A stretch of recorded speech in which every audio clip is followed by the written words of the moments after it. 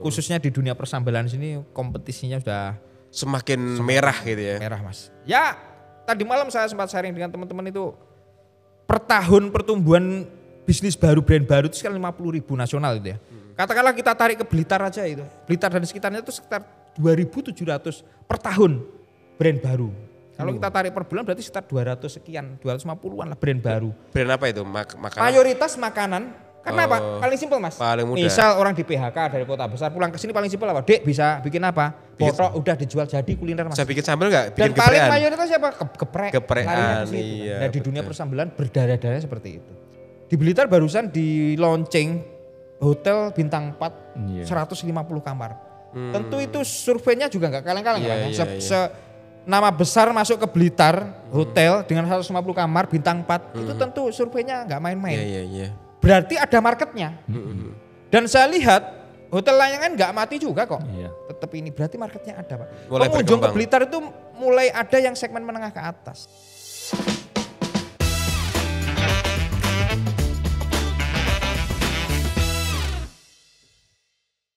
Assalamualaikum warahmatullahi wabarakatuh. Sobat, kembali lagi di segmen Gua yang bersama teman ngobrol kita yang hari ini itu undang gak jauh-jauh Mas Surya. Kita podcast di Blitar, kita harus ngundang komunitas bisnis yang di Blitar. Ini adalah Mas Zaim.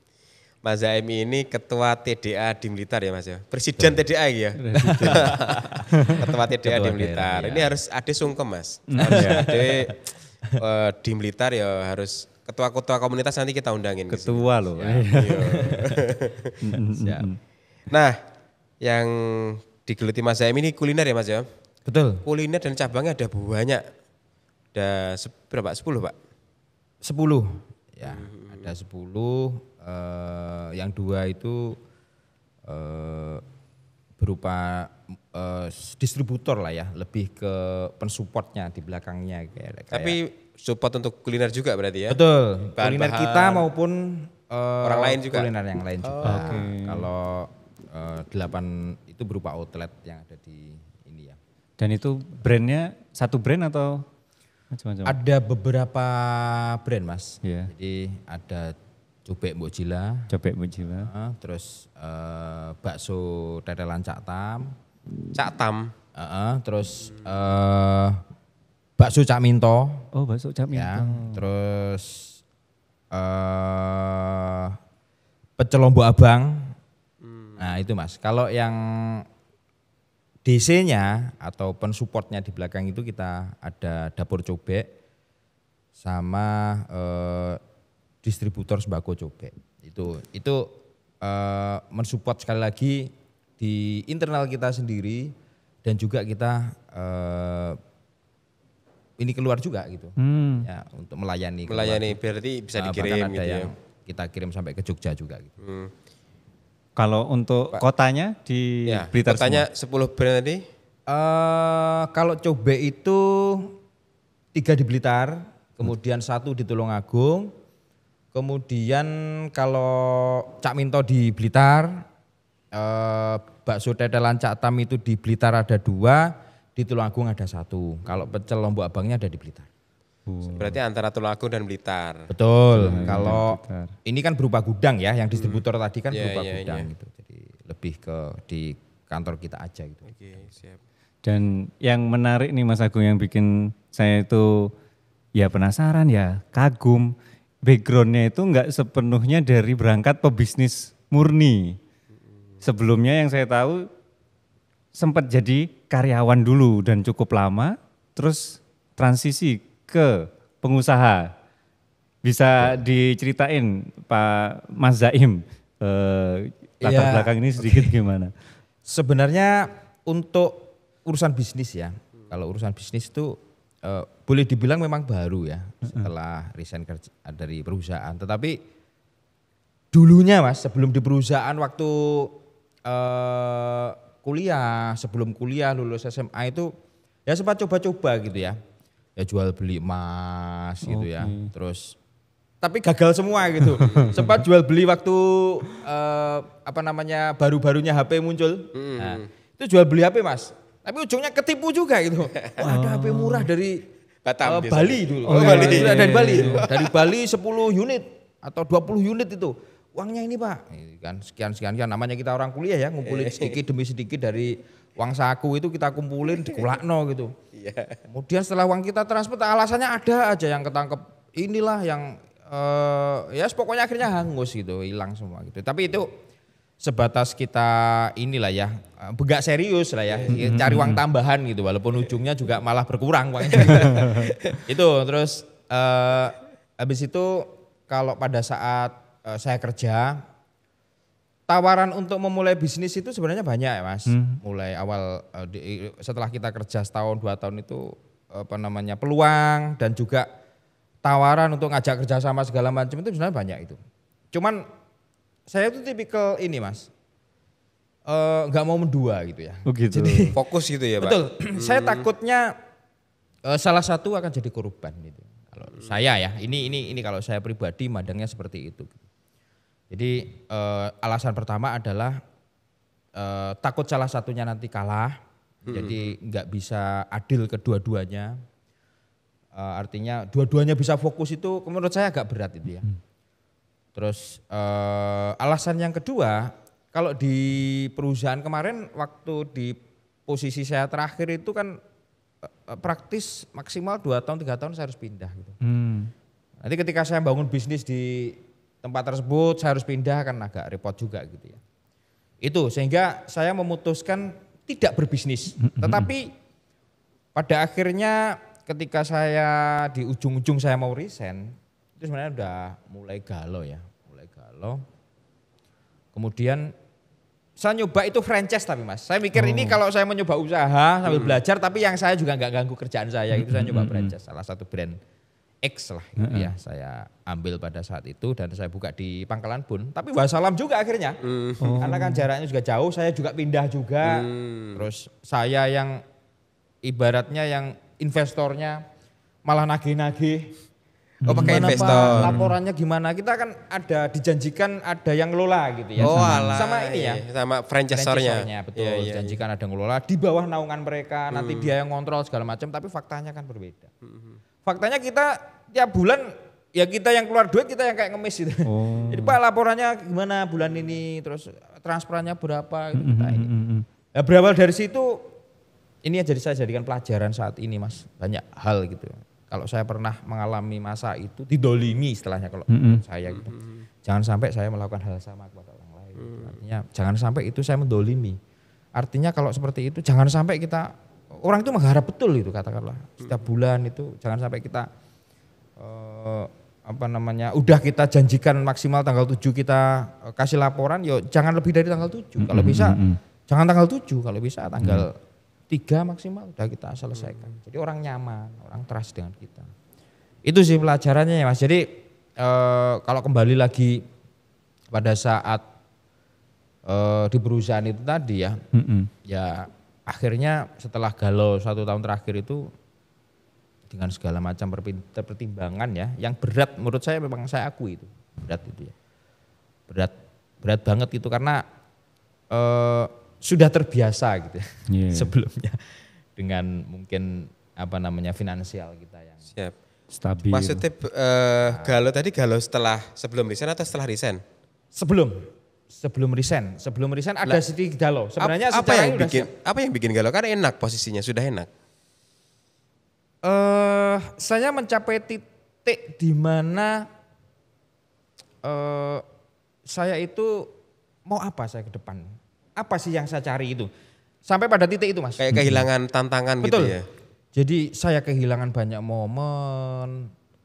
Mungkin keluarga pada saat ini saya harus misalkan jenguk orang tua saya aja itu harus tahun sekali Mas. Bukan masalah biaya ya, tetapi lebih ke kita harus tahun sekali baru bisa jenguk. Kemudian banyak hal yang harus kita korbankan gitu ya. Sampai pada titik di mana apa yang saya cari sebenarnya dalam hidup ini gitu. Sampai pada titik itu gitu. Itu yang menyebabkan saya galau luar biasa gitu. Secara finansial oke, tercukupi semua, keluarga nyaman, bahagia. Mungkin secara finansial bahagia gitu. Tapi yang lain kan udah keluar jalur betul itu Mas. Benar enggak? Kita mau bahagiakan siapa sih? Kita kerja buat siapa sih? Buat keluarga kan? Coba kalau kita tanya itu. Kamu kerja buat siapa gitu? Keluarga. Keluarga pasti. Tapi ujung-ujungan kan keluarga. Kalau kita sudah berkeluarga ujungnya kan buat keluarga Mas. Tapi faktanya kita kerja tapi nggak bahagia atau cuman kita kasih duit aja kan nggak satu-satunya buat kebahagiaan. Maksudnya dalam tanda kutip ini tadi jauh dari keluarga gitu tuh Pak ya? Sebenarnya dekat, keluarga ikut. Tetapi keluarga ini akhirnya kan saya bawa kemana-mana terus kemudian kan juga gampang ya Mas di perantauan itu istilahnya kita bawa ke sana, tingkat stresnya kita belum stres di mungkin kita merantau itu jauh dari keluarga itu sudah ada satu ini tersendiri, belum pressure dari perusahaan yang luar biasa mungkin membuat kita akhirnya efeknya ke keluarga itu secara merubah perilaku, merubah sikap kita ke keluarga gitu. Gimana enggak berubah Mas? Kadang kita di kantor ketika namanya di perusahaan ya dengan pressure yang tinggi mungkin pulang akhirnya ke bawah gitu. Ya kita pulang pun juga malam itu jam 10 kadang istri udah tidur. Nah ada tidur kita berangkat pagi jam 7 kadang anak udah sekolah kita ini kan itu. Jadi disitulah akhirnya kayak nggak sehat itu. Saya merasa ya ini bagi saya pribadi saya kok merasa subjektif nggak lah sehat ini. gitu ya. Kehidupan saya kok jadi merasa nggak sehat. Terus sampai kapan? Nah pertanyaan itu yang akhirnya membebani saya gitu Mas. Sampai kapan? Sampai kapan itu? Apakah sampai nanti pensiun? Terus setelah pensiun, so what? Terus saya mau jadi apa? Gitu. Terus mau akan seperti apa? Jadi pertanyaan-pertanyaan itu kan selalu Mas datang dan pengen mendapat jawaban gitu loh. Dan itu yang menyebabkan saya benar-benar galau luar biasa gitu. Itu berapa lama itu? Berapa lama bertahan dan pemicunya apa? Kok kan setahun terakhir pemicu utamanya lah. Pemicu utamanya mungkin saya sering problem ya dengan istri mungkin sering masalah kecil. Saya merasa kok ini masalah kecil kok malah jadi besar. Gitu. Terus padahal keluarga ini sudah harusnya saya bersyukur gitu mau ikut saya ke Kalimantan pada saat itu. Terakhir di Kalimantan. Ya sebelum saya resign terakhir di Papua Mas. Tetapi Papua di Papua saya nggak lama ya. Karena memang sudah mau resign gitu ya. Udah mungkin berapa bulan sebelum resign saya dipindah ke Papua itu.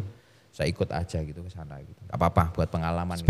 Boleh tahu sebagai apa Pak Saim posisinya? Saya dulu supervisor sales Mas. Jadi supervisor sales. Perusahaan rokok ya berarti? Apa? Betul. Kalau di Sampurna itu ada grid-gridan juga ya supervisor itu. Kalau kebetulan waktuku udah supervisor yang gridnya agak atas ya. Jadi udah megang. Tinggi lah ya. Betul. Pegang area gitu ya. Ya ada beberapa kabupaten yang kita pegang gitu ya. Kayak misalkan di Kalimantan itu waktu di Tarakan kita megang Tarakan, Malino, Nunukan itu 3 tahun biasanya. Kalau di Kalimantan Selatan kemarin saya sempat megang itu di Kota Baru, Tanah Bumbu atau Batu Licin mungkin orang pernah dengar itu.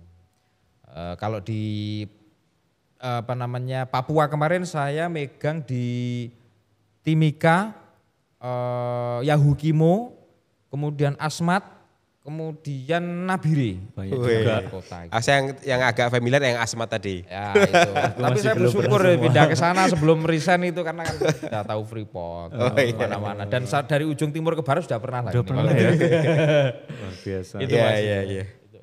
Tapi nanti pas akhirnya memutuskan mantap stop itu bikin galau jadi mantap itu apa Pak waktu itu? Sebenarnya ini nggak tahu saya ini mungkin udah Allah yang atur ya. Saya merasa baru saya sekarang sadar mungkin ini udah diatur sama Allah itu. Galau yang kurang lebih 1 tahun itu saya udah ikut seminar juga itu Mas, ikut seminar bisnis. Oke. Tiap hari itu yang didengerin itu malam pas istirahat atau apa itu ya motivasi bisnis kayak gitu ya. Tapi nggak berani-berani, Nah, kebetulan kok ditawari pindah ke Papua gitu. Apa ini jalan? Kenapa dengan pindah ke Papua itu jalan? Karena gini Mas, saya mikir, ya mohon maaf ini ya. Jadi saya mikirnya itu kalau biayanya nanti kalau saya resign itu kan mahal itu. Iya ya. Oh, biaya saya resign mahal? Bukan, biaya pindahan saya harus boyong berapa kontainer gitu pulang ke sini gitu. Biaya sendiri semua. Terus sekolah anak kan sendiri semua. Kalau saya udah resign di waktu posisi saya terakhir di sana. Terus kalau saya dipindah ke Papua kan masih menjadi tanggungan perusahaan itu. Jadi ya apa namanya, saya pindah ke Papua, istri anak saya pindah ke Jawa gitu. Saya pikir apa ini jalan gitu. Akhirnya sama akan memantapkan saya gitu. Nah pada saat di Papua itu akhirnya udah saya mantep. Terus langsung hubungin apa namanya, kalau istri sudah agak lama saya sounding ya, mungkin ada keinginan untuk resign itu sudah saya sampaikan, tetapi yang mungkin pada saat di Papua itu ibu saya itu yang mungkin agak sedikit alot itu ya mungkin itu, tapi mantepnya di situ. Kayaknya ini memang udah jalan dari Allah sih, saya melihatnya gitu ya, kok kebetulan gitu ya, ditawari ke sana, terus ini nanti pindahnya semua free Pak, termasuk anak istri juga free. Kontainer pulang ke Jawa juga free, pindah sekolahnya anaknya juga free, semua dibawa ke perusahaan gitu. Di jalan ini. Gitu. Wah ini momen mantep ini. Gitu. Rezeki. Kayaknya perusahaan restui saya ini. Akhirnya gitu Mas. Akhirnya mantep, walaupun tetap ada sekian persen yang mungkin bisa nggak ya. Tapi tetap arahnya saya keluarga Mas. Kalau saya sendiri aja ibaratnya nggak punya uang, insya Allah saya masih bisa hidup. Gitu. Katakanlah gitu Mas.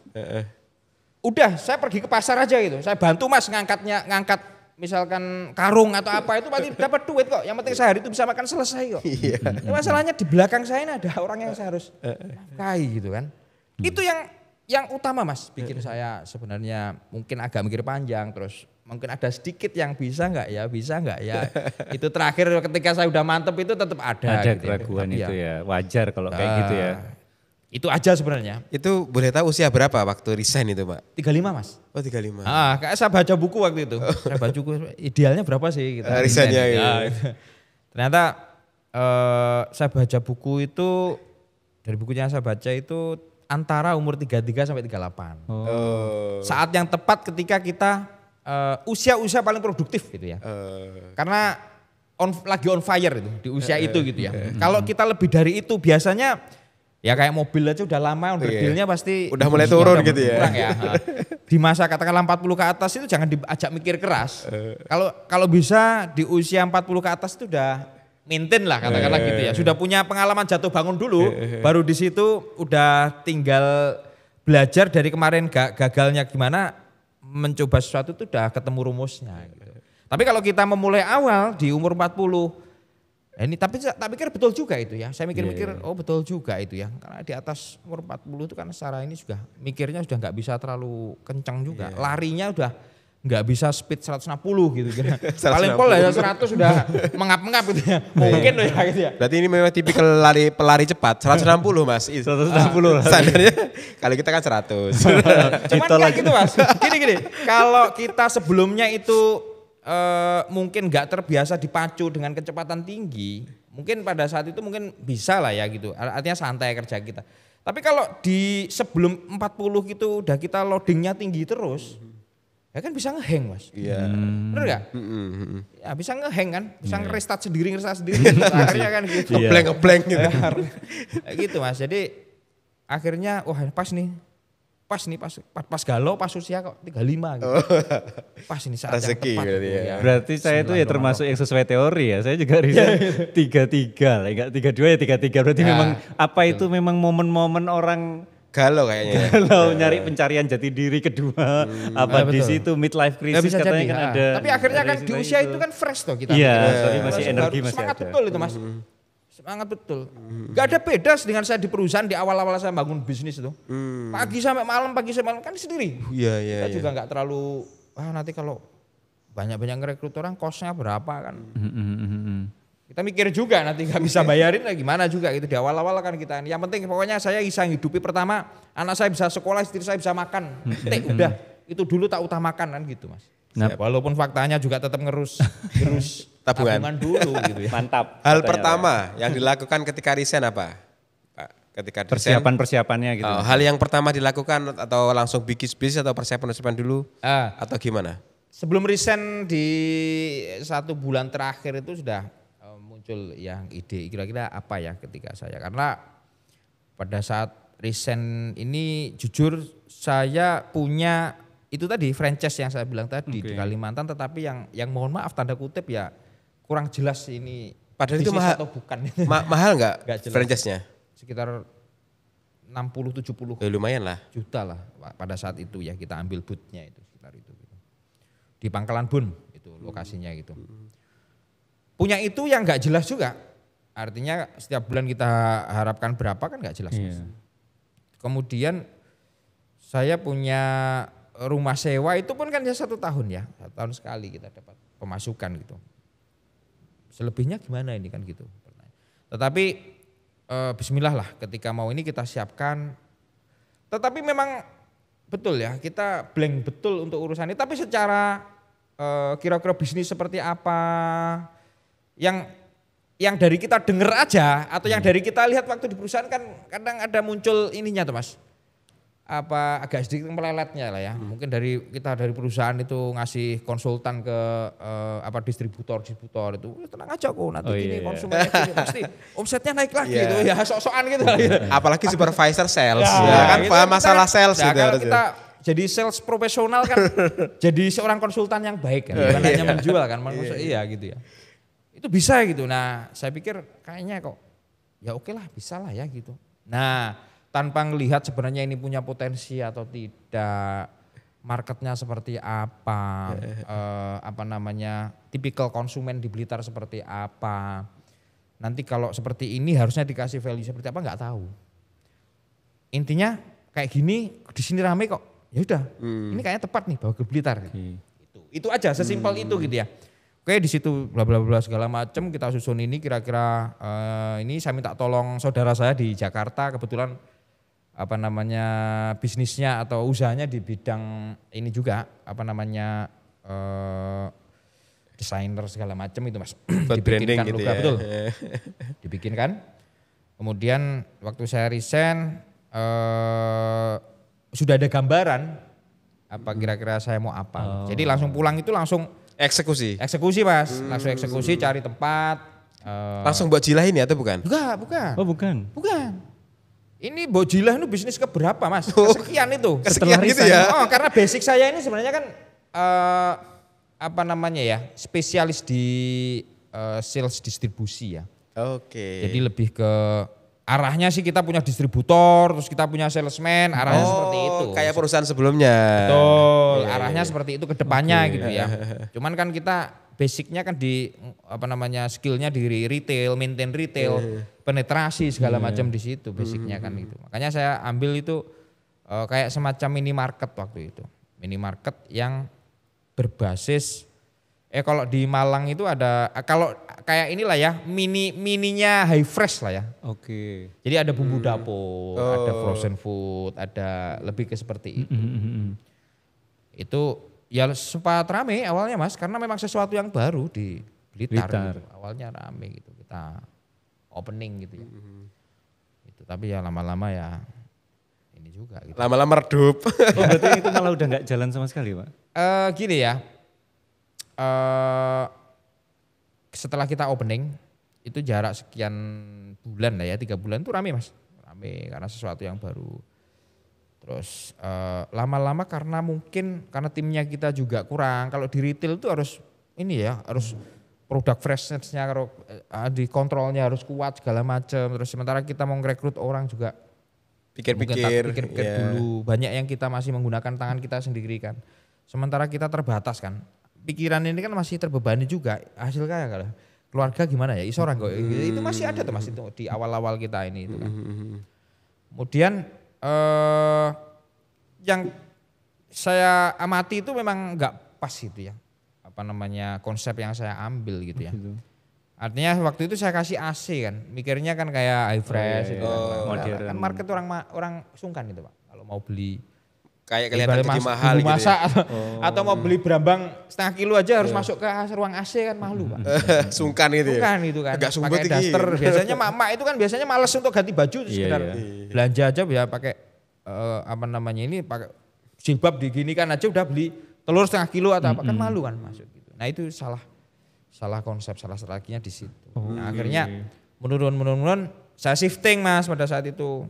Saya shifting ke frozen food. Oh, masih mirip-mirip lah. Betul, masih mirip. Untuk beberapa ini saya ilangin, saya fokuskan ke distributornya frozen food. Sempat besar Mas. Saya punya downline itu reseller saya itu sekitar 30 lebih. Jadi outlet rombong-rombong di pinggir jalan saya lebih main seperti itu. Oh, jadi mereka ngambil Yang jual-jual kebab, jual-jual itu reseller saya semua dulu. Jadi tiap hari kulaan di tempat saya gitu ya. Cuman ini ya bagus, omset saya bagus. Yang jadi problem itu pada saat itu apa ya? Persaingan yang kurang sehat ya. Ya sebenarnya saya nggak boleh mengatakan kurang sehat ya. Tapi memaksa kita intinya memaksa kita itu harus menekan harga. Gitu.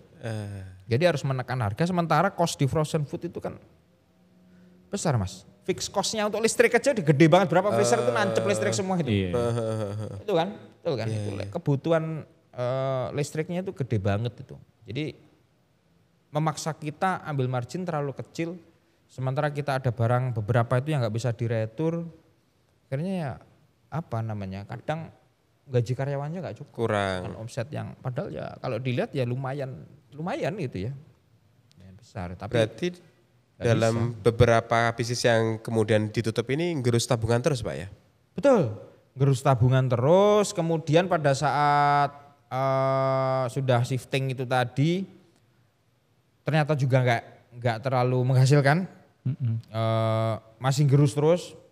Nah, saya buka sebelum saya shifting itu saya mulai buka ini juga Mas, di depan itu saya bukain nasi goreng, kita tambah-tambahan lah ya waktu itu.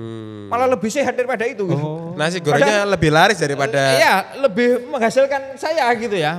Padahal ya kaki limanan, meja cuman 3 kalau nggak salah itu ya.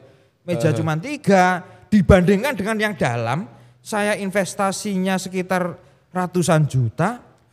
Tapi kok malah saya untung depan yang cuman saya habis 15 juta gitu ya. Malah menguntungkan gitu. Pikirnya gitu ya. Ya walaupun berakhir gulung tikar semua gitu ya. Jadi mumpung tikarnya masih ada ya cepet-cepet kita gulung gitu ya.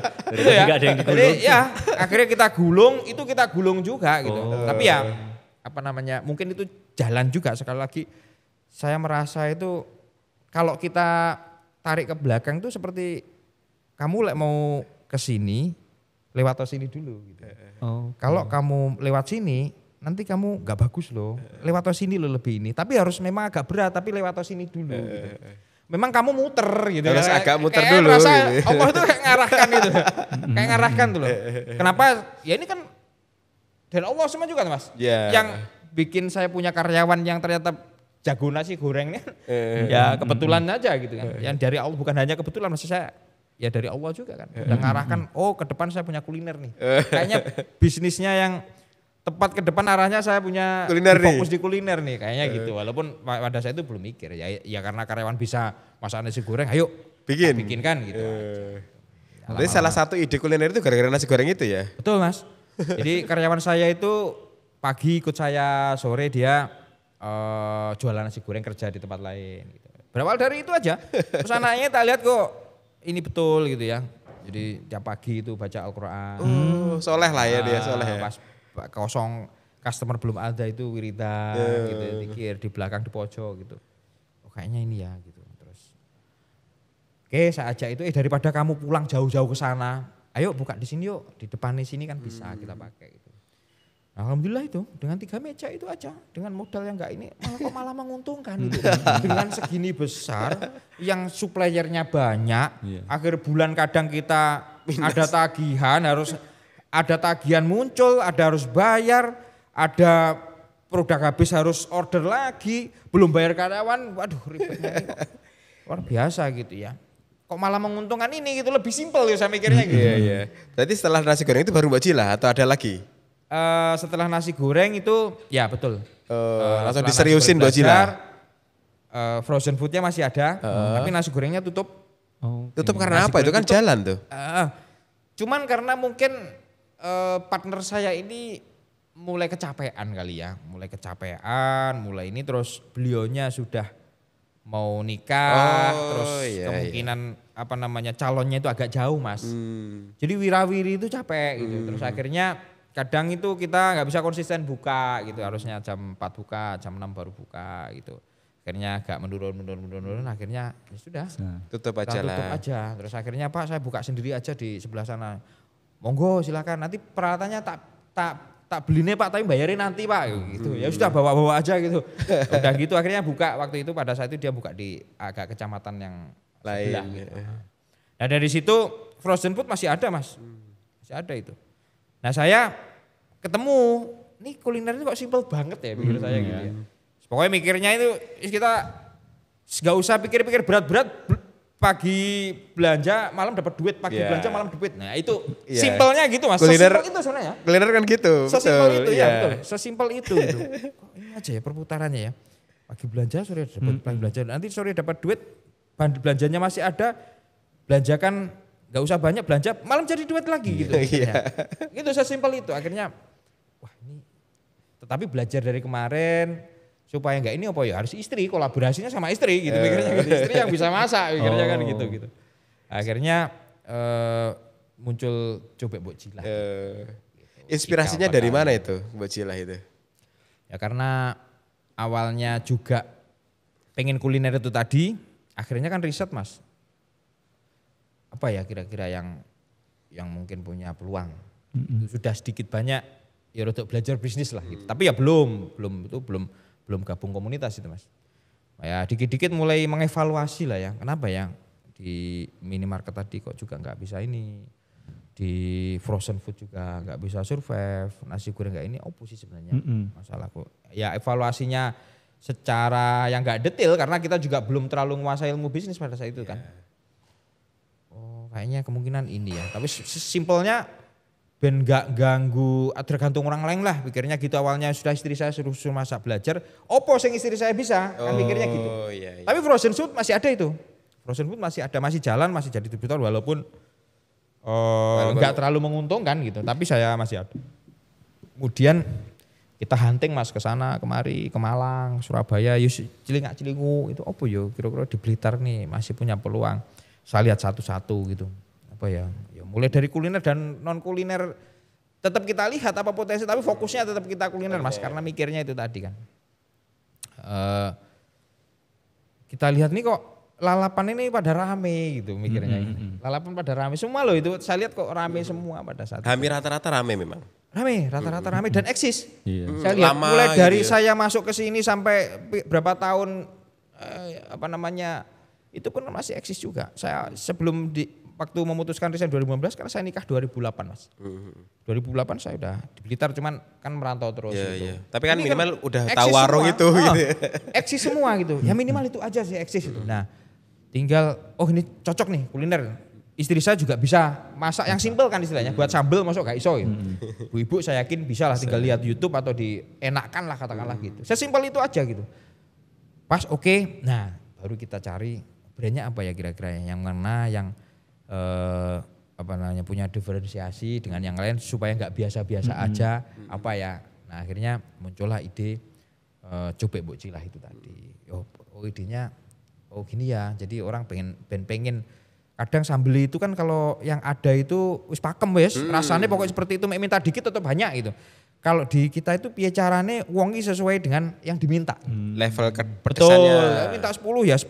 Berarti wong gak seneng pedes minta 2 ya 2. Seneng pedes minta 30 ya 30. Jadi terus freshness-nya ini yang kita andalkan kan orang jadi seneng tuh Mas. Kalau sesuatu yang baru atau kalau sekarang yang biasa keliling itu digoreng dadakan nah itu kan anget ya gorengan kalau kita anget itu seneng kan Mas ya. Digoreng dadakan itu kan beda dengan yang digoreng lama agak adem itu rasanya kan secara psikologi kan selera untuk makan itu kan berbeda, betul kan? Iya, betul. Betul kan? Nah, itu gimana caranya orang tuh bisa ngelihat sambelnya dibuatkan langsung fresh dan ini benar-benar bahannya juga nggak kaleng-kaleng, katakanlah gitu. Cabenya cabai fresh di hadapan orangnya tampil dan belum lama nih sambelnya dibuat, barusan belum 5 menit itu loh. Nah gitu, akhirnya ini ya sudah kita ambil konsep itu dan ya awalnya ngedukasi juga, tapi ya akhirnya alhamdulillah bisa diterima. Itu kan lauknya kan ngambil setengah mateng gitu ya, habis itu digoreng lagi. Betul. Habis itu mau berapa lomboknya Betul. gitu ya. Saya juga pelanggan. Wani piro gitu. Wani piro. Saya enggak Wani Lombok piro, Wani tantangan Lombok lah piro. gitu. Wani Lombok piro gitu. Wani Lombok piro. Wani Lombok piro. Nah itu sudah kita patenkan semua, alhamdulillah itu. Tagline-nya sudah kita patenkan. Wani juga Lombok piro itu. sudah dipatenkan? Sudah kita patenkan. Aduh juga. ini enggak bisa ngambil ini. Jadi kalau di outlet itu juga enggak ini Mas, enggak ngejalanin teknik, enggak ngejalanin yang harus mengungkap segala macam. Dia tinggal sudah setengah matang. Oh iya iya. Dan Jadi sudah ungkepan semua dikirim ke situ Mas. Itu yang fungsinya dapur cobek Dapur tadi. cobek. ada dapur Jadi cobek. dia order ke dapur cobek, dikirim ke outlet-outlet gitu, dikirim ke Tulungagung, dikirim ke outlet A, B, C, D. Dapurnya Blitar. Ada di Blitar. Oh. Ada dapur basah ini, ada dapur bakso, ada dapur yang khusus cobek Mbok Cila. Kemudian dapur kering kan berupa gudang ya sifatnya seperti itu. Tapi pernah mengalami sebelum kemudian menemukan Mbok Jilah dan rame konsepnya diterima, sempat ada kayak wah ini uangnya habis iki, tabungan entek iki gitu. Atau masih banyak tabungannya masih melimpah gitu. Oh enggak Mas, itu justru pada posisi saya terendah gitu ya. Mohon maaf nih, tanda kutip terendah ini bukan berarti saya nggak punya aset, ya punya ya. Apa namanya, tetapi kan nggak gampang dicairkan kan. Tanah gitu ya. Ya betul, yang baru sebenarnya belum lama kita bangun juga, tapi kan ya mungkin kita lihat ada rumah dijual udah 10 tahun belum laku ya ada kok di depan. Ya kan betul ya. Enggak segampang kita, kalau tanah lebih gampang Mas, kalau ini kan udah ada bangunannya. Oh, Selera ada orang rumahnya. masalahnya kan berbeda. Oke. Kenapa jual tanah lebih gampang daripada jual rumah kan? Selera orang kan dengan kita dapurnya seperti apa, lekuannya bisa berbeda, itu yang bikin lama kan. Nah aset ada, tetapi kan secara cash flow habis. Akhirnya sempat untuk nyambung itu kita jual Mas pada saat itu. Frozen food itu saya jual bisnisnya. Oh. Habis itu laku apa namanya? Nah saya pakai modal. Mbok Jilah ini. Betul. Jadi posisi benar-benar posisi secara cash flow udah terendah lah. Kayak senjata terakhir gitu ya. Ya udah senjata terakhir. Cuman makanya itu the power of critical point mungkin ya. Di titik-titik kritis kadang kita bisa melompat lebih tinggi mungkin gitu. Iya. Luwih tenanan iki. Ya. Iki lah sampai gagal iki. Ya mungkin orang bilang kan kalau dikejar harimau itu bisa melompat gitu. Iya, Pagar iya. yang seranara nggak bisa kan, walaupun saya belum nyoba juga. Tapi masuk akal juga itu Mas. Iya, masuk akal. Masuk akal juga. Masuk akal juga. Titik-titik kritis itu membuat kita akhirnya mengeluarkan apa ya, kemampuan yang mungkin di luar nalar kita gitu. Jadi piye carane ini betul-betul totalitasnya luar biasa gitu. Karena itu wis entek-entekan ya Pak. Habisnya kan itu udah terakhir. Ya, contoh totalitas yang Mas Zaim melakukan apa waktu itu? Artinya semua itu sebelum saya punya karyawan saya sendiri itu Mas. Saya jalani sendiri sama istri itu. Ya, berdua Saya aja. ngulek berdua. Berdua sama istri itu. Saya yang ngulek, istri saya goreng-goreng gitu. Itu kita jalan nih sampai istri saya pulang saya nungguin sendiri sampai tutup saya jalani sendiri gitu. Sebelumnya di perusahaan kan seperti apa gitu kan istilahnya. Kalau itu ibaratnya saat itu kita ini kan orang ngelihat kan kalau kita main gengsi segala macam udah kita nggak mau kan. Iya. Padahal posisinya kalau outlet kita istimewa atau bagus atau apa itu, kalau outletnya juga nggak, istilahnya nggak bagus-bagus sama. Bangunan yang nilainya cuma 5 juta itu cuma bayangkan lah 5 juta 6 juta lah ya. Kontraknya itu ya. Kontraknya cuma 2 juta Mas. Karena cuma halaman orang kita kontrak. Kita sewa 2 juta per tahun, ya toh. Kita bangun sendiri. Nah, bangunnya ini kan karena uang saya waktu itu tinggal 13 jutaan kalau nggak salah ya. Kita harus bagi betul kan. Cari tukangnya, tukang mahal kan cari tukang sing murah. Gak iso ya bene, pokoknya iso ngadeg kan gitu. Tapi pada akhirnya kan yo bangunan itu sebenarnya nggak layak. Akhirnya hujan bocor semua segala macam. Tapi ya gak nyalah no, kita cari tukang yang murah memang bukan ahlinya. Pokoknya murahnya gelem ngadeg gitu kan, istilahnya gitu kan. Pokoknya ini bisa berdiri udah cukup bagi saya gitu.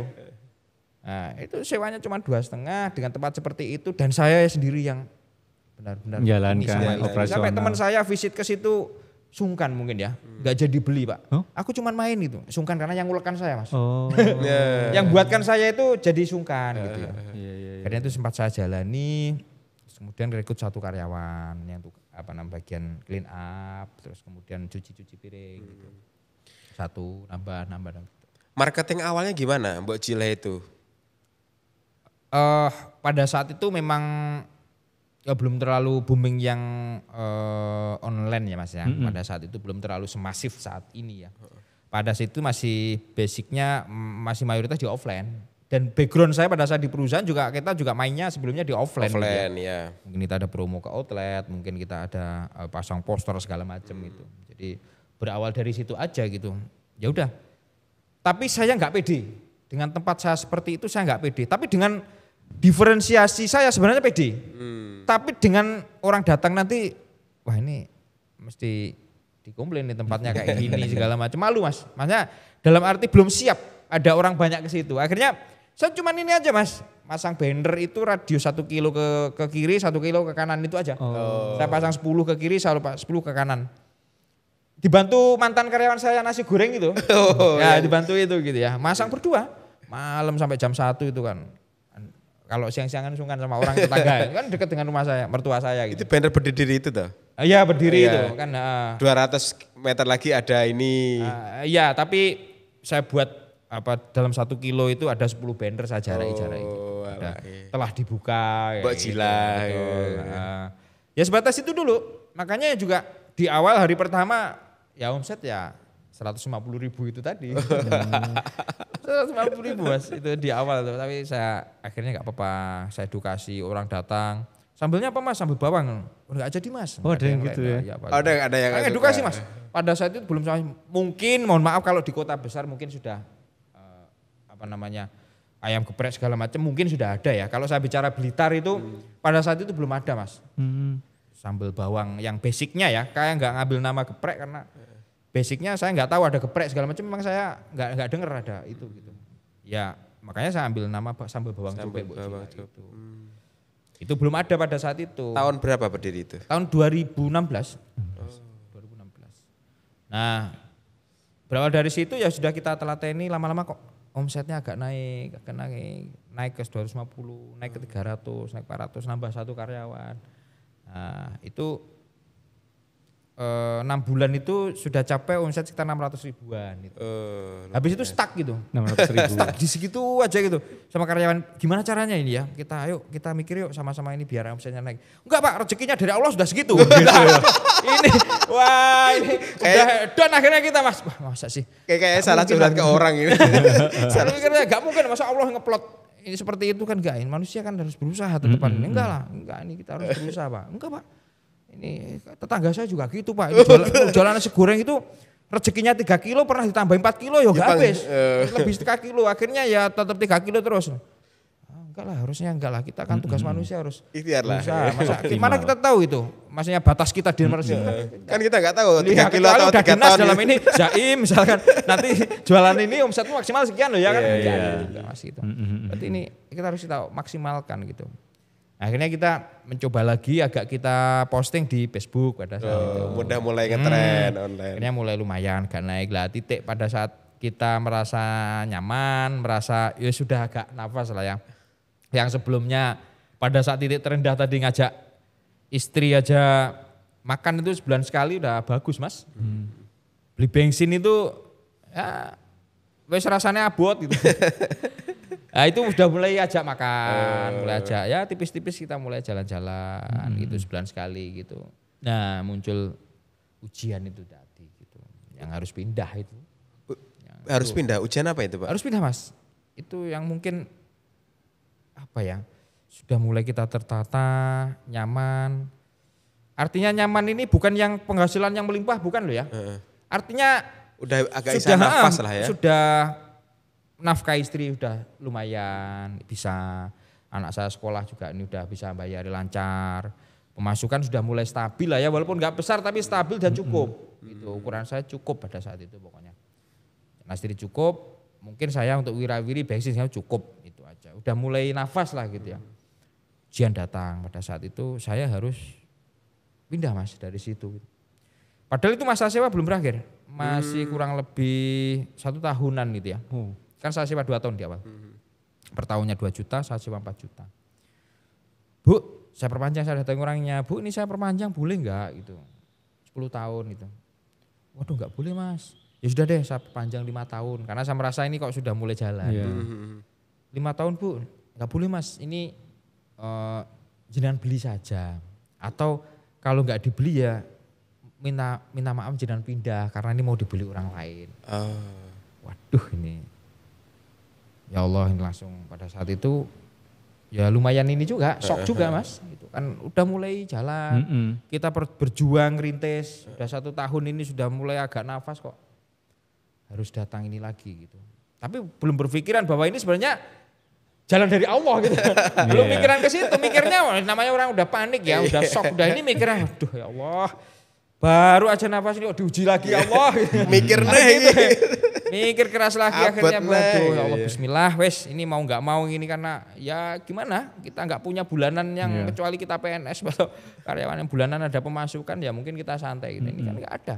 Satu-satunya ya dari bisnis. Akhirnya kita hunting lokasi ya awalnya nggak pengen jauh dari situ lah sebenarnya, nggak pengen jauh-jauh supaya kita nggak ngawiti dari awal lagi gitu. Tapi nggak nemu mas, kita sewa lokasi nggak nemu, cari yang tempat disewa nggak nemu, tapi nemu lokasi yang dijual. Nemu lokasi yang dijual. Nah nemu lokasi yang dijual ini tadi nggak pengen beli sebenarnya, tapi iseng gitu. Sewa gitu. Tapi tempatnya soalnya cocok saya pikir. Nah ini kok cocok ya? Sewa boleh nggak ya ini? Dijual tapi disewa boleh nggak gitu? Akhirnya saya telepon itu gitu. Oh nggak bisa mas ini dijual mas itu. Akhirnya ya udah bu terima kasih gitu. Ngobrol sama istri kan. Ngobrol. Gimana bun kalau beli aja. Gitu. Oh dibeli. Jadi nanti kita jual rumah kita. Oh tuker lah ya. Rumah kita yang baru saya bilang baru dibangun itu tadi jual aja. Nanti kita belikan di situ. Yang belikan yang produktif. Ini kan nggak produktif ini. Kita jual aja gitu. Ya sudah. Tapi nggak mikir ini jual ini sebenarnya dalam waktu dekat bisa nggak laku? Kan nggak mikir mas. Mikirnya jual kita semacam jual motor gitu. Iya, langsung laku. Mobil kan kita datang ke showroom selesai kan. Kalau mau nggak mau nawar-nawarin udah datang aja ke showroom. Walaupun harganya nggak Agak terlalu miring, ini kan agak iya. miring tapi kan langsung cair. Langsung dapat uang. Tapi rumah gimana? Langsung cair nggak bisa pak. Akhirnya ya udah istri sepakat kan. Oke, bu ini boleh nggak saya beli ini? Ya sudah mas, saya tertarik dengan rumahnya bu. Ini saya minat dengan rumah ibu. Ya nanti, oh tapi saya posisi jauh mas di Surabaya. Ya udah deh bu, kapan-kapan kalau memang senggang atau ini ya Blitar aja. Pikirnya ya sudahlah, ternyata rumahnya jauh, paling juga enggak iki gitu. Tapi jalan 2 hari datang mas ke Blitar itu. Pak saya ini udah di Blitar pak. Waduh. Berarti serius ini. Mikirnya gitu, waduh. Ini belum nawarin rumah itu mas. Rumah sebelum saya tawarin itu. Akhirnya saya datang negosiasi gitu. Bu saya minat itu. Ditawarkan berapa gitu. 700 pada saat itu kan. Akhirnya karena saya udah survei mas pada saat itu di kanan kirinya berapa pada saat itu kan. Sebenarnya dia nawarin nggak terlalu yang tinggi-tinggi amat. Ya standar lah ya. Masih standar wajar. Saya tawar, saya juga tahu diri juga nggak punya duit nawar-nawar terlalu ini gitu. Makanya kan gitu, saya ini diri saya sendiri itu. Kamu ini nggak punya duit nggak usah neko-neko, nawar-nawar yang rendah. gitu. Ya sudah nawar sewajarnya aja. Saya marahin diri saya mas dalam hati gitu ya. Ya sudahlah ini karena sudah pantas juga nggak usah terlalu inilah gitu. Wah ini nggak bisa bu ini nggak punya duit. Bu ini boleh nggak 650 gitu saya tawarin. Awalnya 600 mas, 600. Gak boleh, 650 bu. Akhirnya deal 650. Belum megang uang tuh mas. Kemudian bu saya DP 1 juta ya. Nanti selanjutnya proses notaris nanti bayarnya saya cicil boleh nggak gitu. Alhamdulillah boleh semua mas. Karena ini saya tak cari ini dulu gitu, dana dulu gitu karena saya punya aset bu nanti. Mau jual rumah gitu-gitu ya. Insya Allah ini karena rumah di kota mudah-mudahan bisa cepat gitu. Tapi saya ini kalau ini nggak apa-apa bu nanti hangus juga nggak apa-apa gitu. Oh iya nggak apa-apa mas orangnya baik bu, baik betul. Agak lupa namanya siapa itu tapi mungkin kalau nonton ini terima kasih bu gitu. Luar biasa ibunya itu baik banyak bantu ya banyak nggak saklek kemudahan ya. Saya termin 3 kali ya bu boleh gitu. Boleh. Nah pada saat itu sudah saya DP itu jebret, saya tawarkan rumah mas. Tawarkan rumah jarak sekian minggu kan harus datang dengan saudara-saudaranya ke sini, tanda tangan notaris itu. Iya. Pada saat itu tanda tangan notaris, habis itu nanti termin pertama tanggal sekian Mas itu. Oke. Tanggal sekian gitu. Kalau nggak salah sebulan lagi atau berapa gitu ya kalau nggak salah itu. Pokoknya selama sekian bulan itu harus lunas gitu. Termin pertama 2 bulan atau 3 bulan, termin pertama harus dibayar gitu. Ya. Dan qadarullah Mas, rumah saya nggak sampai 3 bulan itu laku dengan nilai yang sama. 650. Cocok langsung. Ya Allah ngasih 650 udah ini buat bayar gitu. Bu nggak usah termin Bu ini. Oh, termin jadinya pertama langsung gitu. lunas. Langsung gitu. Baru saya mikir ya Allah ini ternyata Allah baik banget itu. Saya yang awalnya nggak punya pikiran buka tempat yang lebih gede itu. Allah kasih yang tempat lebih gede. Punya sendiri. Punya lah. sendiri. lagi. Bangun 2 lantai lagi gitu. Bangun 2 lantai? 2 lantai Pak. Bangun 2 lantai gitu. Nah tapi pelan-pelan waktu itu Mas. Ya bertahap gitu Iya, kan. iya. Awalnya udah bangunannya kan ada dia. Bangunan lama ya sebagian saya pakai Mas awalnya. Bangunan lama yang enggak terlalu banyak biaya lah. Gitu. Bisa itu dipakai itu. Makanya itu masih gentengnya sampai detik ini masih gentengnya ibu itu yang saya pakai. Masih Mas. Belum diganti? Belum. Cuman beberapa yang mungkin apa namanya ya itu ya.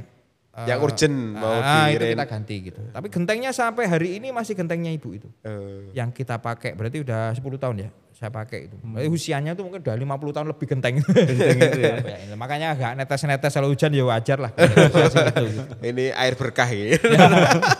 Itu Mas, jadi nggak ada alasan saya memperbesar tempat, itu nggak ada alasan. Mungkin kalau ibunya yang tempat saya sewa itu boleh.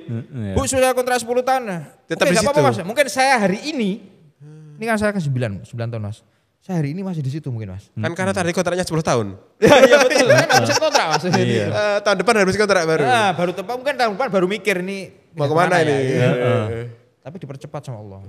Ternyata ini ya dramanya juga banyak ceritanya jatuh bangunnya pas itu. Iya. Banyak. Nah tapi habis itu malah kayaknya momentumnya dapat Pak ya. Soalnya buka cabang itu setelah berapa waktu setelah bangun beli itu?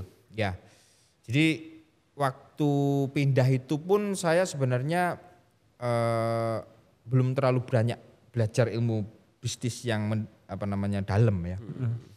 Karena saya belum kenal komunitas pada saat itu. Ya saya ikut TDA pada saat itu, tangan di atas, komunitas tangan di atas itu tapi lewat milis pada saat itu ya. Lewat apa? Kalau Yahoo Mills gitu Mas. Saya udah ikut itu mulai tahun 2012 atau 2011 ya. Ada ya gitu? Ada milisnya itu. Tapi saya kan masih di Kalimantan. Saya ikut itu Mas, blognya itu. Jadi di situ ada yang nulis blog, inspirasi bisnis karena saya udah mulai saya bilang tadi ya. Mulai banyak-banyak baca-baca bisnis segala macam saya ikut itu. Saya ikut TDA lewat online aja tapi nggak pernah kopdar, nggak pernah ini. Cuman pada saat di Blitar itu setelah saya pindah itu tadi Mas, bisnis ternyata pindah itu Allah kasih keviralan juga Mas. Rame Mas. Oh itu. yang pindah ke Pindah bangunan ke timur ibu itu, tadi. saya mulai PD promo yang agak ini gitu. Saya promo pasang bannernya serius lah lebih, ya. pasang bannernya lebih banyak lah gitu. Yang di kota-kota di perempatan di ini saya kasih semua Mas, ada sekitar 100 titik saya kasih waktu itu. Banner Kemudian kecil-kecil gitu? Waktu itu banner kecil-kecil di jalan itu Mas 1 meter kali 50 meter. 1 meter kali 50 cm gitu ya. Ya berdiri kan? Terus Facebook pada saat itu masih Facebook Mas. 2016-17 itu yang familiar masih ini ya. Saya posting di Facebook itu. Nah itu rame Mas di awal tuh. Viral, rame. Wah itu sempat agak kaget juga, karyawan kan belum terlalu siap kan ya. Akhirnya nambah karyawan. Saya sendiri itu sampai tutup saya sendiri gitu. Nah, pada saat kita mulai udah kelihatan outletnya juga hidup, rame itulah mulai banyak diminta memberikan motivasi, memberikan sharing session, sharing bisnis, mungkin ke orang yang mau pensiun, ke teman-teman mungkin kampus yang jurusan kewirausahaan, sering diundang seperti itu Mas. Nah baru pada saat itu kok kebetulan pembicaranya itu bareng-bareng dengan ketuanya TDA Blitar 1.0 Pak Wawan itu, ya namanya Pak Wawan. Nah pada saat itu kenal dia, Mas nanti datang aja Mas kalau kita kopdar. Nah belajar dari situ Mas. Ternyata setelah kopdar itu oh gini ya, mulai belajar ilmu bisnis oh ternyata gini. Oh ternyata dari perusahaan itu yang saya dapat ternyata nggak sampai 50% yang ternyata gitu ya. Akhirnya mikir kalau leadership oke lah, saya terima kasih sama perusahaan ya. Belajar, kalau mungkin kalau saya keluar nggak dari perusahaan dulu mungkin saya akan belajar leadershipnya juga dari nol gitu ya. Tapi kan dari perusahaan kita sudah punya leadership, nggak nol-nol amat lah. Tapi paling 50%, tapi ya masih ada sekian persen yang saya harus belajar tentang bisnis itu beda dengan perusahaan itu. Makanya di TDA itu, di komunitas tangan di atas itu banyak ilmu yang saya dapat mas. Oh caranya gini-gini. Oh caranya kalau kita nanti misalkan ini ngontrolnya bagaimana. Kalau saya nggak di lokasi supaya bisnisnya tetap jalan, gimana ya? Controllingnya bagaimana ya? Apakah cukup CCTV aja? Ataukah kita harus hire seorang leader? Ataukah seperti apa? Harus kita buat sistem seperti itu. Nah itu belajarnya di situ mas. Setelah belajar, akhirnya berani. Dulu saya nggak percaya mas sama orang mas, karena ya sering ketipu. Pengalaman akhirnya trauma lama itu. Akhirnya kasir saya pegang sendiri. Nah lama-lama kok, oh ya ada sistem kita bentuk baru. Sekitar mungkin 2 tahun 3 tahun mas saya baru buka cabang. Oh 2 tahun 3 tahun ya? 2 tahun ke belakang ini atau 2 tahun? 2 tahun setelah buka. Setelah berarti kalau itu. tambah outlet yang lama berarti 3 tahun baru saya buka cabang. Oh iya. Setelah ikut TDA itu. Itu setelah tahun 2018. Betul. Saya ikut TDA itu sekitar 2017 akhir lah ya. Nah itu masuk TDA itu akhirnya belajar sistemnya bagaimana, ngebangun pondasinya yang bagaimana, kaki-kaki bisnis itu yang dikuatin bagaimana, mana yang boleh didelegasikan ke tim, mana yang sementara belum boleh dulu. Kalau sistem ini belum kuat itu banyak belajar di situ mas. Masalah perekrutan, masalah finansial, masalah laporan keuangan, belajarnya dari situ semua. Oh bisa jadi kita ngelihatnya gitu kalau kecurian atau sehat atau enggaknya bisa dilihat loh dari laporan keuangan itu ya dari kita belajar dari situ mas. Setelah itu siap, ya dibilang siap banget enggak tapi udah cukup siap, baru saya buka cabang. Gitu. Nah, ini saran juga buat mungkin teman-teman kadang di TDA juga saya bilang kalau bisnis itu jangan, berarti orang Blitar bilang itu kemerungsung gitu, kesusu gitu.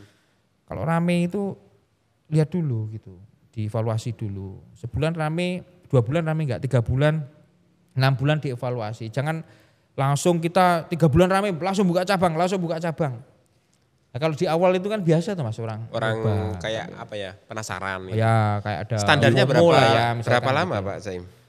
Biar dikatakan sustain begitu. Kalau saya bagi saya untuk saat ini kayak bisnis baru kayak ini baru bakso ini belum lama tuh mas. Bakso ini saya launching brand bakso ini tahun 2 tahunan berarti 2022 ya. 2022 awal. Saya launching itu baru 1 tahun setelahnya saya buka cabang mas. Oh berarti 1 tahun lah ya. 1 tahun. Karena saya di bakso itu harus ngebangun juga kan. Karena bagi saya bisnis baru, pola yang tepat, konsep baru juga.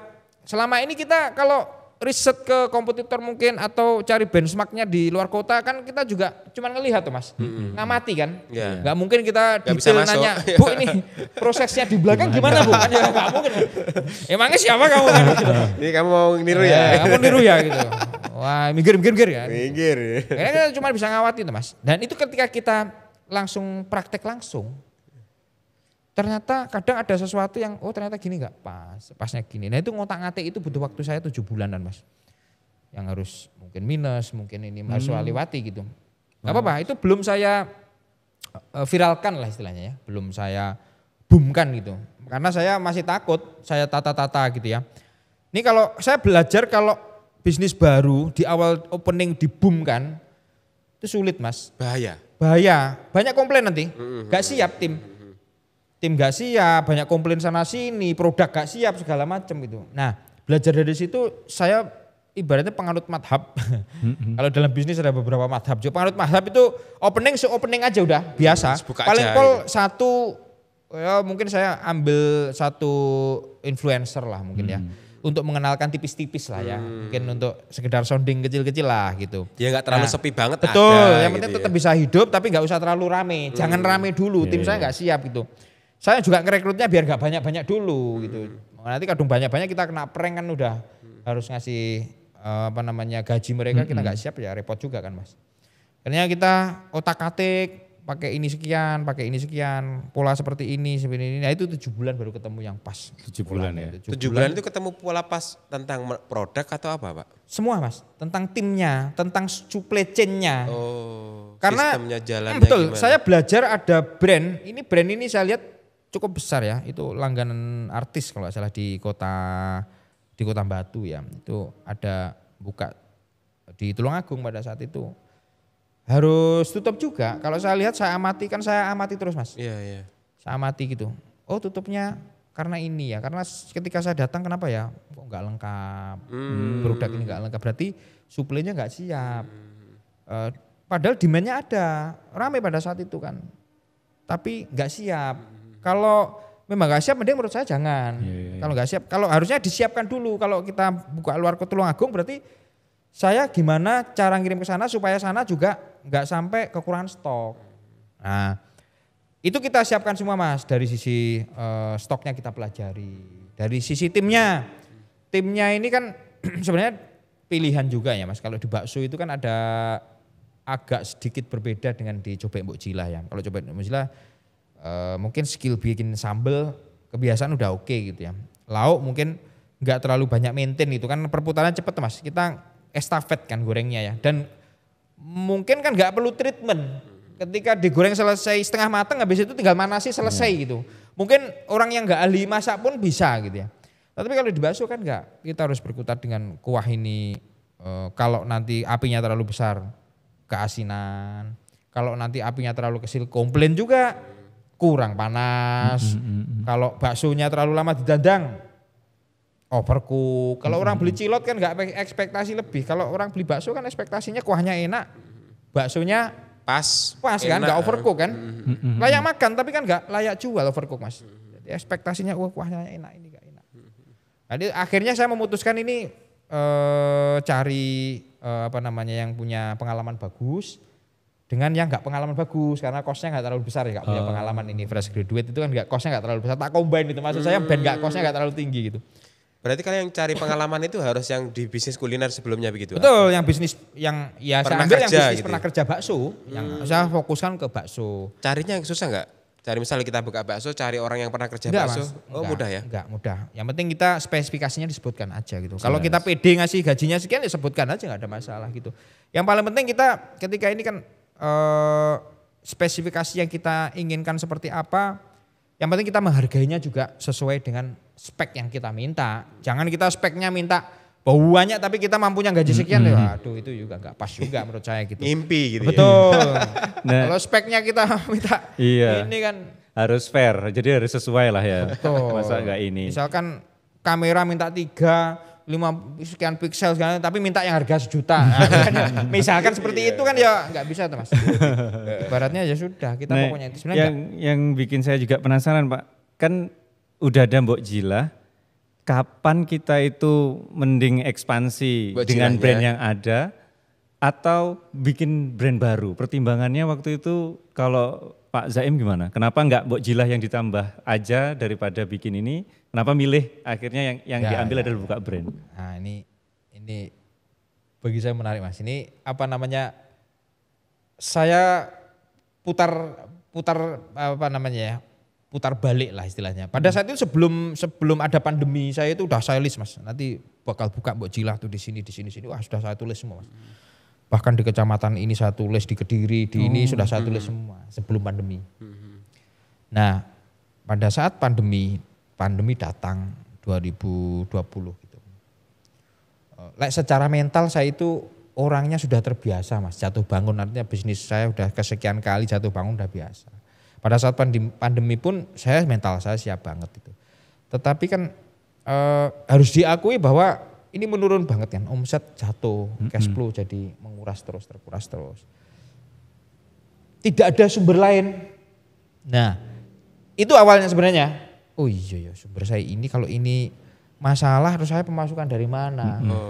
Itu. Akhirnya pada saat itu adanya masker jual masker, adanya jamu jual, sampai saya jual wedang saraba Mas. wedang Saraba, STMJ kemasan, wedang anu saya jual Mas. Karena pada saat itu ya satu-satunya bisnis saya kan cuma cubek Mbok Jilah. Sementara kita mau sambat atau curhat, orang lain juga sama juga kena kan. Sama-sama terdampak semua kan, bukan kita aja kan Mas, semuanya. Kita mau curhat, dia curhat juga gitu. Kan sama-sama ini kan gitu. Akhirnya aduh ini apa ya, untuk bertahan hidup sementara waktu itu saya jual masker, saya kulaan. Itu loh Mas, untuk cuci tangan itu saya kulaan juga, saya jual loh. Saya Facebook di marketplace. Terus baknya untuk cuci tangan depan rumah itu saya jual juga Mas. Jual juga, saya jual madu, saya namakan waktu itu pojok sehat Mbok Jilah. Itu ada saat itu. Ya itu Mas, saya punya tim delivery sama saya pasarkan di online pada saat itu. Nah cuman ya lumayan gitu, lumayan bisa tambah-tambah lah ya. Tapi seiring dengan pandemi makin kecil juga omsetnya yang pojok sehat ini tadi. Oh iya. Di sisi lain, di Cubek Mbok Jilah ini kok nggak bisa kembali lagi performanya sebelum pandemi ya, nggak bisa 100% gitu. Akhirnya mikir lagi kan, bener nih kalau sumbernya ini ya harus kita cari sumber yang lain. Awalnya saya bukan bakso Mas, tapi pernah punya keinginan tuh punya bakso ya. Tetapi pengennya ini sumbernya yang non kuliner nih. Saya lihat apotek kok panen pada saat pandemi, artinya kan harus punya dua sumber yang sedikit berbeda, dari beda dunia segmen, beda kategori harusnya ini gitu ya. Cuman kok karena udah jiwanya ini mungkin ya Mas ya, kadang cinta kuliner ini kok yang dilihat akhirnya kuliner aja gitu. Nah akhirnya kan mikir-mikir kuliner apa sih yang tepat. Wah pada saat pandemi itu yang eksis kok ini. Bakso, ya. Salah satunya kok tahan banting gitu ya. Semua gender masuk, semua dari anak kecil sampai orang tua juga masuk. Coba makanan ini kan. Beberapa makanan kadang orang tua suka, anak kecil nggak suka. Kalau ditanya anak saya, ya ayam Kentucky ya mintanya kan gitu. Kita nggak suka. Jadi ini kan mintanya ya mie kekinian, ayam Kentucky gitu. Itu sudah berbeda. Tapi coba tanya bakso suka. Suka semua. Anak-anak suka, ibunya suka. Itu aja akhirnya. Nah baru situlah menekuni. Tapi itu panjang Mas saya risetnya ya. Ya nggak ujuk-ujuk langsung saya opening, nggak panjang gitu. Saya cari benchmarknya, saya cari ini prosesnya berbulan-bulan itu sampai saya menemukan konsep yang pas, value yang pas yang saya harus lempar ke market. Kira-kira ini nanti konsumen menang banyak atau tidak. Di saat ini yang 52% ini mayoritas milenial dan Gen Z ini bisa menerima ke depannya sekarang dan ke depan. Ini harus kita pertimbangkan semua Mas, banyak hal gitu. Ini kan preferensi mereka berkuliner sudah berubah semua Mas. Orang kan sekarang berita-berita banyak oleh Gen Z itu mungkin pola kerjanya berbeda segala macam. Bukan hanya itu, preferensi mereka berkuliner. Cara mereka perilakunya itu sudah berbeda. Cara belanjanya berbeda. Ini kita pertimbangkan semua di situ. Akhirnya menemukan konsep seperti ini. Yang katakanlah 5 tahun ke depan masih relevan lah untuk konsep ini kita jalani. Apa diferensiasi baksonya itu? Waktu itu kalau di Cak Tam sendiri ya Mas ya, kita kebetulan saya ngelihat kalau bakso prasmanan itu banyak mungkin ya. Tetapi nggak bisa memberikan harga yang kompetitif gitu ya. Saya minimal bakso saya harus di atas kompetitor. Itu dulu. Kalau saya nggak bisa buat bakso di atas kompetitor, mending saya nggak bisa. Karena bakso ini kan marketnya udah terbentuk ya. Kuat-kuat semua, raksasa semua. Kalau kita nggak lebih enak dari kompetitor tentu sulit kita masuknya. Penetrasinya akan sulit itu. Merebut hatinya customer ini sulit. Minimal bakso kita akan harus enak, kuah kita harus kuat. Kita kuatin di kuahnya segala macam. Nah kita kuahnya pakai 2 kuah Mas. Kompetitor punya itu kita punya 2. Jadi kita kasih pilihan. Bakso itu basicnya kan yang enak kan bakso Solo sama bakso Malang ya. Dimanapun kita berada lah, mau di Medan mau di ini, basicnya pasti 2 itu. Bakso Solo yang terkenal sama bakso Malang. Bakso Malang itu kuahnya nggak seger, nggak terlalu kaldu, tetapi variannya banyak. Kalau bakso Solo itu nggak terlalu varian banyak, tapi kuahnya kuat, kuah dikuat. Jadi costnya HPP-nya itu tinggi kalau kuah Solo. Saya mengkombin itu Mas. Jadi tempat saya itu mau kuah Malang kita bikin pedes ada, kuah Solonya ada. Jadi kuah Malangnya kita bikin versi pedesnya Mas. Jadi kuah pedas ada, nggak pedas ada. Yang nggak pedas versi Solo, yang pedas versi kuah Malang. Betul.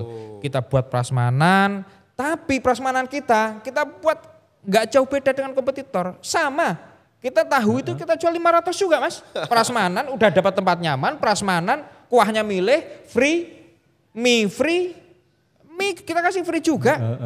Harganya sama dengan kompetitor, tahu juga 500 Mas. Nah, disinilah saya menangkap bahwa ini kalau konsumen ini kita kasih lempar seperti ini, konsumen menang banyak. Iya. Pasti untung banyak. Nah ini pasti bisa merebut hati mereka. Gitu. Tapi produsen untung udah banyak enggak ini? Saya sekali lagi tipikal pebisnis yang nggak ngambil margin banyak mas. Terlepas ya? dari mencontoh Rasulullah sendiri kan untung sewajarnya lah ya. Ambil wajar. Tapi saya dari awal memang tipikal ini ya, untung gak usah terlalu banyak tapi frekuensi pengalinya banyak.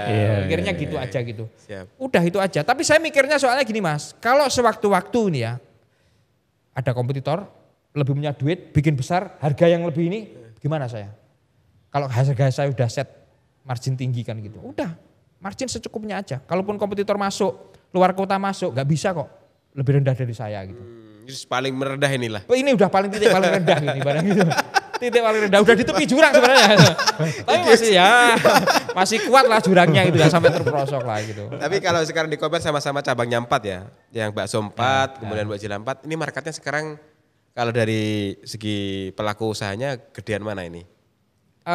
Kalau saat ini potensinya masih lebih bagus bakso mas. Income-nya maksudnya ya? Income-nya gedean Kurang yang... lebih, Oh, hampir sama. padahal bakjil kan udah Betul, duluan gitu ya? Tapi di persambelan ya, khususnya di dunia persambelan sini kompetisinya sudah Semakin merah gitu ya? merah mas. Ya tadi malam saya sempat sharing dengan teman-teman itu per tahun pertumbuhan bisnis baru, brand baru itu sekitar 50.000 nasional gitu ya. Katakanlah kita tarik ke Blitar aja itu, Blitar dan sekitarnya itu sekitar 2.700 per tahun brand baru. Kalau kita tarik per bulan berarti sekitar 200 sekian, 250-an lah brand baru. Brand apa itu? Makanan? Mayoritas makanan. Karena apa? Paling simpel mas. Paling mudah. Misal orang di PHK dari kota besar pulang ke sini paling simpel apa? Dek bisa bikin apa? Potok udah dijual jadi kuliner mas. Bisa bikin sambal nggak? Dan Bikin paling geprean? mayoritas siapa? Geprek. Geprekan, Larinya ke situ. iya, Nah di dunia betul. persambelan berdarah-darah seperti itu. Zonanya merahnya udah mendekati hitam loh gitu. Ya karena sambal sih Nah, sudah merah gitu. Bukan hanya red zone-nya yang enggak red-red, rednya udah Hitam. mendekati hitam, mendekati anggur, merah anggur gitu. Jadi itu mas, kalau di bakso ini nggak Masih terlalu agak- banyak ini. oh, Jadi iya. pemain besarnya itu enggak terlalu banyak. Karena ribet Pak ya mungkin ya?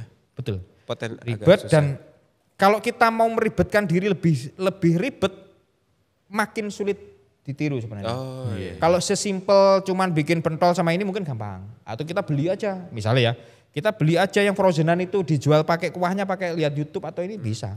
Tapi kalau kita betul bakso yang benar-benar bakso yang benar-benar berkualitas. Di tempat kita itu kan macamnya banyak tuh mas. Gorengannya ada sekian ya, macam-macam, ada paru, ada hati, ada usus, ada apa namanya macam-macam. Kemudian gorengnya ada goreng macam-macam juga. Kemudian baksonya itu ada bakso keju puyuh, ada bakso jamur, ada bakso bogem, macam-macam mas. Uratnya itu ada kita macam-macam pilihan. Ada bakso besar, kecil, jumbo, ada macam-macam mas. Ada tetelan-tetelan pedes, tetelan biasa, itu macamnya banyak. Jadi kita memberikan sesuatu yang memang pilihannya banyak, customer bebas memilih, tapi dengan rasa yang ya mungkin bisa bersaing dengan kompetitor. Kita pokoknya gimana caranya bikin kuah yang enak jadi standar baru. Habis makan kuah kita tuh jadi kalau nggak kuah kita tuh nggak enak. Kira-kira seperti itu. Harus coba mas. Nah, itu harus Yang pernah mas Ya, yang bojilahnya udah, yang baksonya belum. Belum, Nah, kan? itu wajib dicoba nih mas. Kalau udah merasakan standar kuah kita itu udah itu jadi standar baru. Ya, standar ya. baru, Ini the next level kuah bakso. Ya walaupun kita free kan itu nggak apa-apa mas, kita HPP kan agak tinggi itu karena memang kosnya itu di apalagi kuah Solo ya itu kosnya agak tinggi itu karena HPP-nya tinggi mas. Tapi memang ya nggak apa-apa itu kan kalau di kota besar mungkin ada di cas kuahnya 3.000 Ya, atau apa. Kalau di Blitar kan harus kita sesuaikan juga nggak mungkin juga, jangan sampai nanti ke branding kita jadi mahal atau kuahnya ini wah nanti berat nanti. Ya sudah kita fokus dulu seperti ini, kita ikuti aja marketnya seperti itu ya udah. Alhamdulillah boom. 7 bulan saya boom kan benar-benar boom itu udah. Diboomkan, Tak diviralkan. boom kan itu. 1 bulan udah siap semua, viral, katakanlah pada saat itu kalau kita memviralkannya lokal-lokal aja, kalau mencapai apa namanya FYP di lokalan katakanlah, paling pol kan view-nya paling 10.000, 15.000 paling bagus sudah itu. Kalau TikToker yang lokal ya, influencer lokal. Tapi kalau kita mau hire yang agak dari luar, yang mungkin cost-nya agak tinggi itu kan bisa tembus jutaan Mas. Ya seberapa siap kita? Iya. Seberapa siap kita? Suplai kita siap enggak? Tim produksi kita siap enggak gitu? Oh siap, oke. Katakanlah omset kita nanti segini, siap Pak. Timnya gimana ini? Mayoritas sudah tim ahli semua. Oh siap Pak. Tinggal 1% itu yang enggak ahli gitu. Akhirnya memutuskan 90% orang yang pengalaman semua gitu. Biar bisa mengcover keviralan misal terjadi viral. Diajak speed itu biar ini ya nggak terlalu banyak belajar gitu. Sudah ahli semua. Ini gitu. yang paling viral di antara 4 cabang itu yang mana nih? Yang umpama kita nyoba gitu yang mana? Yang di mana? Pusatnya Mas yang di Merapi ya, yang pertama itu yang paling Yang viral. pusatnya di? Di Jalan Merapi. Jalan Merapi. Timurnya Pendopo Alun-Alun. Oh siap. Nah itu outlet pusat kita, outlet pertama itu. Wah, itu luar biasa Mas. Sampai detik ini customer kita dari Malang, dari Surabaya itu ada. Kebetulan alhamdulillah di Blitar ini kan punya makam Bung Karno ya, yang nggak ada matinya dikunjungi orang dan saya melihat ke depan ini yang dikembangkan di Blitar ini pariwisata, sektor pariwisata dan terbukti di Blitar barusan di launching hotel bintang 4 150 kamar. Tentu itu surveinya juga nggak kaleng-kaleng nama besar masuk ke Blitar hotel dengan 150 kamar bintang 4 itu tentu surveinya nggak main-main. Berarti ada marketnya. Dan saya lihat hotel layangan nggak mati juga kok. Tetap ini berarti marketnya ada Pak. Mulai Pengunjung ke berkembang. Blitar itu mulai ada yang segmen menengah ke atas. Sebelumnya saya lihat memang mayoritas menengah ke bawah ya. Yang kaum mohon maaf yang mungkin rombongan, yang bis-bis itu sudah bawa nasi kotak sendiri, bawa ini minum sendiri, ya itu. Kalau sekarang udah enggak Mas. Sekarang mobil-mobil pribadi itu kan ada Blitar Park, ada ini. Potensinya besar di Blitar untuk pariwisata. Ya, sehingga kita kontennya itu biar mampir juga beranda orang-orang Surabaya. Di ini kita buat seperti itu. Dan pelanggan kita dari Kediri, dari Tulungagung, dari Malang. Dari ini karena Tulungagung sekarang sudah buka ya ke outlet Tulungagung ya. Tetapi dari Malang, dari ini kalau ke Blitar kita rombongan biasa Mas dari Malang, rombongan gitu. Makannya di tempat kita. Kalau ke Blitar makan bakso, Cak Tam. Cak Tam. Cak Tam. Kita sendiri harus mampir nanti Mas. Kita belum nyobain belum Mas. ini. Ya. Wajib dicoba. Kayaknya udah lengkap nih, Mbok Jila sudah, Cak Tam sudah kan. Itu kan nama mertua saya itu. Oh itu. Iya, Mbok Jila itu mertua ibu mertua Mbok Jila itu. Yang mertua bapak namanya Pak Tamsir gitu. Walah, singkat Cak Tam. Itu toh. Kalau orang biar tahu. Akhirnya terjawab. Kan udah lengkap bapak ibu mertua kan sudah. Misterinya. Jadi nggak ada yang iri nanti. Gak ada yang iri. Nggak ada yang iri. Kamu gawe no. Ini juga salah satu kunci suksesnya karena berbakti pada orang tua berarti. Amin. Karena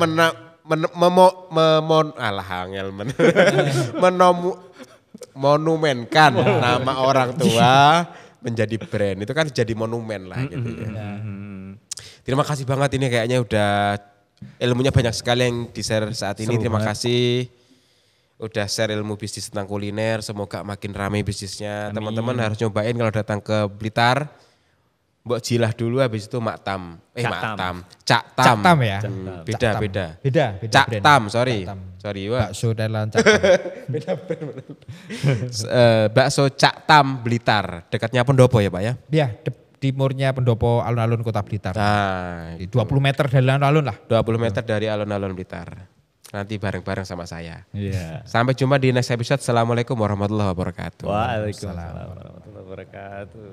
Alhamdulillah. Alhamdulillah. Dapat sejam lebih ternyata.